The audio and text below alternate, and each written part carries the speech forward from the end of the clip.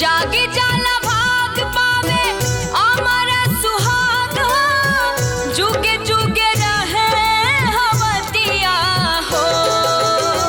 जागे जाला भाग पावे अमर सुहाग, जुगे जुगे रहे हवतिया हो। शिव जी के कृपा से सजल रहे सेनुरा, करला तीज के बारतिया हो। शिव जी की कृपा से सजल रहे सिनुरा, करला तीज के बारतिया हो।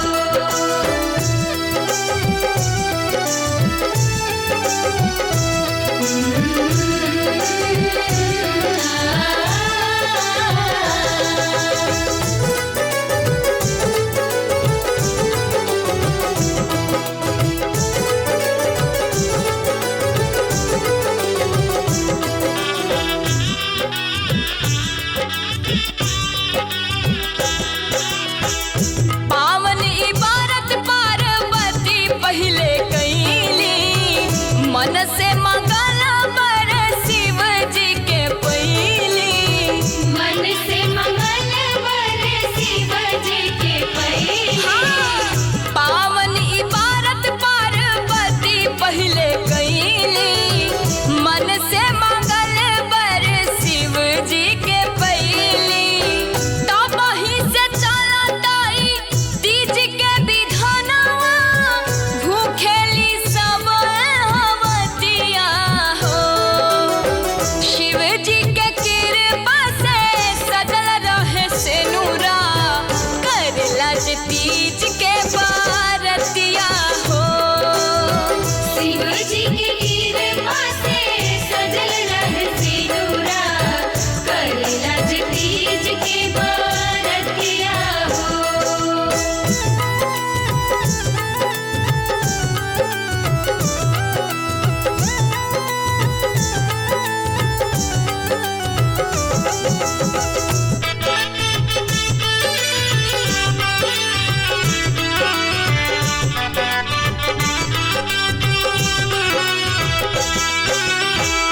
निर्जल उपास रही नेत अधर्म से, भूखेला तीज बारत शुद्ध तन मन से। भूखेला तीज बारत शुद्ध तन मन से।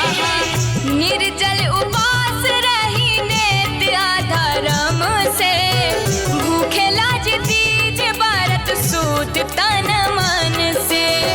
जन्मो जन्मवा के मिटेला गलतिया, खुश होली माई पार्वतिया हो। शिव जी के कृपा से सजल रहे सेनुरा, करला तीज के बारतिया हो। शिव जी के कृपा से सजल रहे सेनुरा, करला तीज के बारतिया हो। शिव जी की कृपा से सजल रहे सिनुरा, करला तीज के बारतिया हो। करला तीज